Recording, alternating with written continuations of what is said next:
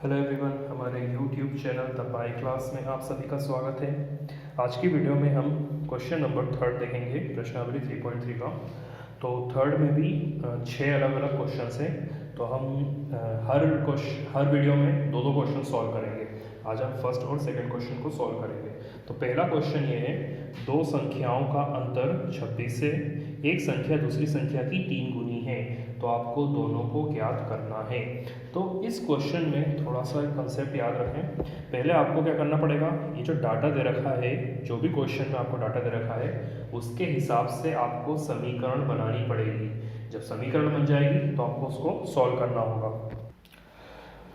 अच्छा, इस क्वेश्चन में हमेशा याद रखें, जब भी कोई भी संख्या नहीं दे रखी हो तो आप क्या बोल दोगे, एक को x बोल देना, एक को y बोल देना। यहाँ पे क्वेश्चन में दो संख्याएं याद करनी है, तो मैंने एक को x बोल दिया, एक को y बोल दिया।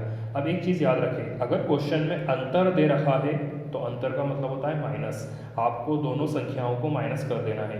अगर उसने योग बोला है तो दोनों संख्याओं को आपको प्लस कर देना है। और अगर उसने ऐसा बोला है कि वो 3 गुना है, 3 गुना बोला तो आपको क्या कर देना है, 3 का उसमें संख्या में गुणा कर देना है। या तो x में कर दो या फिर y में, जिस हिसाब से उसने क्वेश्चन में दे रखा है उस हिसाब से अपन गुणा करेंगे। अगर 5 गुना पूछा है तो आपको क्या कर देना है, 5 का गुणा कर देना है। ठीक है, तो उम्मीद है आपको ये समझ में आ गया होगा। तो बढ़ते हैं क्वेश्चन की तरफ। तो उसने क्वेश्चन में क्या बोला है, आपको दो संख्याएं ज्ञात करनी है। तो मैंने लिख लिया यहाँ पे, माना संख्याएं x और y है। ठीक है, दो संख्याएं ज्ञात करनी थी, तो दोनों को मैंने लिख लिया कि एक संख्या x है, एक संख्या y है। तो पहली लाइन उसमें क्वेश्चन में क्या दे रखी है, दो संख्याओं का अंतर 26 है।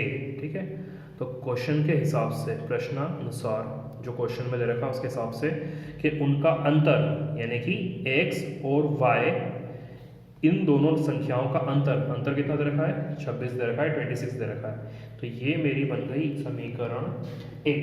ठीक है, अब दूसरी समीकरण बनाने के लिए हम क्या करेंगे, उसके आगे वाला पार्ट देखेंगे। आगे वाले पार्ट में क्या कहा है उसने क्वेश्चन में, एक संख्या दूसरी संख्या की 3 गुनी है।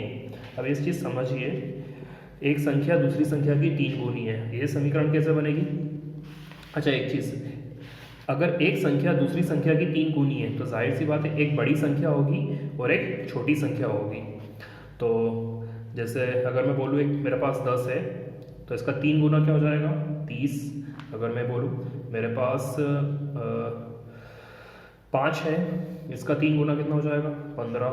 6 है, इसका 3 गुना 18। ठीक है, तो उसका 3 गुना मतलब 3 टाइम्स हो जाएगा।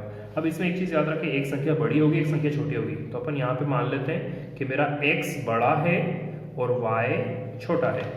ठीक, तो अब कंसेप्ट समझिए, क्या मैं 30 और 10 इन दोनों को इक्वल करके लिख सकता हूँ, नहीं लिख सकते, क्योंकि आप 10 को 30 के इक्वल नहीं कर सकते।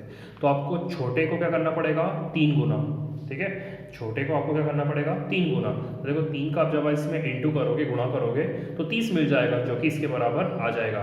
सेम चीज़ 5 और 15, आप इन दोनों को इक्वल करके लिख सकते हैं क्या, नहीं लिख सकते। छोटे को आपको क्या करना पड़ेगा, 3 गुना। सेम चीज़ इसमें 18 और 6 को आप इक्वल नहीं कर सकते, मतलब छोटे को आपको क्या करना पड़ेगा, 3 गुना। सेम चीज़ मेरे पास y है, मेरे पास x है। ठीक है, तो x जो है वो बड़ा है, y जो है वो छोटा है। चाहो तो आप यहाँ पे क्वेश्चन में लिख सकते हो, माना बड़ी संख्या x है, छोटी संख्या y है। ठीक है, तो x बड़ा है, y छोटा है। क्या मैं इन दोनों को इक्वल करके लिख सकता हूँ, इन दोनों को मैं बराबर करके नहीं लिख सकता। तो छोटे को क्या करना पड़ेगा आपको, 3 गुना। जैसे यहाँ ऊपर देखा था सेम चीज़ यहाँ पे हमने करी है। ठीक है, तो दूसरी समीकरण मेरी क्या बन गई, 3 इंटू वाई, 3 गुणित Y equal to X. Clear है चीज़, तो ये होगी समीकरण 2। अब इन दोनों समीकरण को आपको क्या कर लेना है, सॉल्व कर लेना है। तो देखिए x की वैल्यू क्या है, 3y। मैं क्या कर रहा हूँ, डायरेक्ट समीकरण 2 का मान समीकरण 1 में रख दो आप। ठीक है, समीकरण 2 का मान समीकरण 1 में रखने पर, प्रतिस्थापन विधि से सॉल्व कर रहा हूँ इसको मैं। तो x minus Y equal to 26। x की वैल्यू कितनी आई है, 3y, तो x की जगह रख दिया 3y बाकी पार्ट अपनी जगह पे एज इट इज़। अब सॉल्व कर लो। 3y से 1y गया, 2y इक्वल टू 26। अब ये जो 2 है ये इनटू में है, इक्वल कर तो जाएगा तो डिवाइड में चला जाएगा, बटे में चला जाएगा। तो y की वैल्यू कितनी आ गई? 13। ठीक है, अब मुझे x की वैल्यू निकालनी है, तो मैं इतना ही छोटा सा आंसर आ जाएगा, साइड में कर देता हूँ।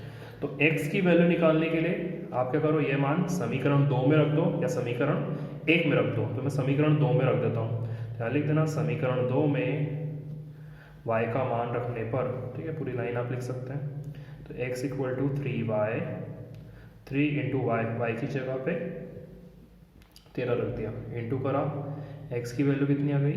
ये मतलब वो दोनों संख्याएं जो हमने मानी थी x और y, वो क्या हो गई? एक 39 है और एक 13। तो ये फर्स्ट का आंसर आ गया। बढ़ते हैं सेकंड क्वेश्चन की तरफ।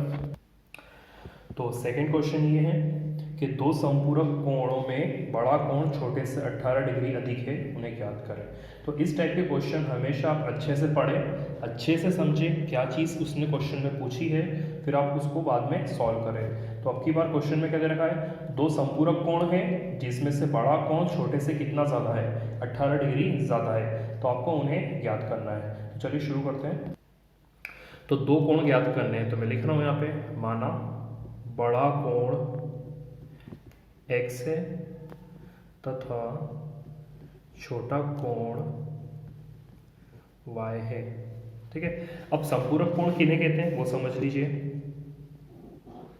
संपूरक कोण वो जिनको जोड़ने पर 180 आए, जैसे 70 है और 110 है। अगर आप इन दोनों को प्लस करो 180 आ जाएगा।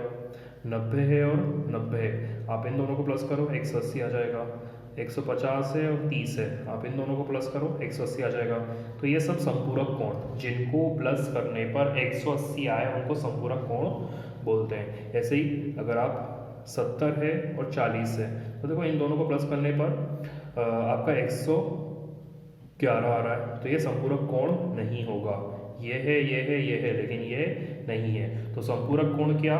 जिनको प्लस करने पर 180 आए। ऐसे ही होता है एक पूरक कोण। पूरक किसे बोलते हैं? जिनको प्लस करने पर 90 आए। ठीक है, तो कंफ्यूज मत होना, एक होता है संपूरक, एक होता है पूरक। तो संपूरक वो जिनको प्लस करने पर 180 आए, और पूरक वो जिनको प्लस करने पर 90 आए। तो देखो x और y ये संपूरक कोण है। तो मैं क्या लिख रहा हूँ? प्रश्नानुसार। प्रश्नानुसार मतलब जैसा क्वेश्चन में दे रखा है उसके हिसाब से x और y इन दोनों को जब आप प्लस करोगे आपको कितना मिलेगा? 180 डिग्री मिलेगा। ठीक है, क्योंकि दोनों ही कोण संपूरक कोण है। ये मेरी हो गई इक्वेशन फर्स्ट। अब सेकंड इक्वेशन क्या है? आपको उसने क्वेश्चन में बोला है कि जो बड़ा कोण है वो छोटे से कितना ज़्यादा है? 18 डिग्री ज़्यादा है। तो देखो बड़ा कोण छोटे से 18 डिग्री ज़्यादा है। अगर बड़ा कोण मैं बोल दूँ 19 है, छोटा कोण कितना हो जाएगा? 1 हो जाएगा। ठीक है ना, कि ये बड़ा कोण इससे कितना ज़्यादा है? 18 ज़्यादा है। अगर बड़ा कोण को मैं बोलूँ 20 है, तो छोटा कोण कितना हो जाएगा? 2, क्योंकि उससे वो कितना ज़्यादा है? 18 ज़्यादा है। अगर बड़ा कोण मैं बोलूँ 30 है, तो ये कितना हो जाएगा? 12 हो जाएगा। ठीक है, अब एक चीज़ वापस जो हमने कंसेप्ट ऊपर देखा था, वापस वही वाला, क्या मैं इन दोनों कोणों को बराबर करके लिख सकता हूँ? नहीं लिख सकता, क्योंकि ये 19 1 के बराबर नहीं होगा। सेम चीज़ 20 को 2 के बराबर नहीं लिख सकते, 30 को 12 के बराबर नहीं लिख सकते। आपको क्या करना पड़ेगा बराबर करने के लिए? इन छोटे वालों को 18 ज़्यादा करना पड़ेगा। ठीक है, इसको 18 बढ़ा दिया, इसको 18 बढ़ा दिया, इसको 18 बढ़ा दिया। तो देखो 18 में 1 जोड़ोगे 19 आ जाएगा, 18 में 2 जोड़ोगे 20 आ जाएगा, 18 में 1 जोड़ोगे 30 आ जाएगा। सेम चीज़ मेरे पास x है, मेरे पास y है। क्या मैं इन दोनों को बराबर करके लिख सकता हूँ? नहीं लिख सकता। x बड़ा है, y छोटा है। ठीक है, तो छोटे वाले में आपको क्या करना पड़ेगा? 18 को जोड़ना पड़ेगा। ठीक है, तो ये आपकी समीकरण बन गई, x equal to Y plus 18। ये बन गई आपकी समीकरण 2। अब कुछ भी नहीं करना, आपको प्रतिस्थापन विधि से इसको सॉल्व कर लेना है। तो देखो x की वैल्यू निकल चुकी है, x की वैल्यू क्या आई? y plus 18। ये वैल्यू मैं समीकरण 1 में रख रहा हूँ। तो समीकरण 2 का मान समीकरण 1 में रखने पर, ठीक है। तो समीकरण 1 ये है। तो समीकरण 2 क्या है, x equal to Y plus 18। तो x की जगह में रख रहा हूँ y plus 18, y 2y plus 18 180 degree, ठीक है। यहाँ डिग्री लगा लें। अब यहाँ से y की वैल्यू निकाल लो, प्लस का 18 है, इक्वल किधर जाएगा तो ये प्लस का, इक्वल किधर जाएगा तो माइनस का, दोनों को माइनस करो, 162 आया। अब देखो ये 2 को हटा रहा हूँ मैं, तो 2 इंटू में है, इक्वल किधर गया तो डिवाइड में, तो y की वैल्यू कितनी आ गई 81, ठीक है। इनको काटा, आपको आ जाएगा 81। अब मुझे x की वैल्यू निकालनी है, तो x की वैल्यू निकालने के लिए या तो समीकरण 1 में मान रख दो या समीकरण 2 में रख दो। मैं समीकरण 2 में रख रहा हूँ, समीकरण 2 से, ठीक है। तो समीकरण 2 क्या है, x equal to Y plus 18, ठीक है।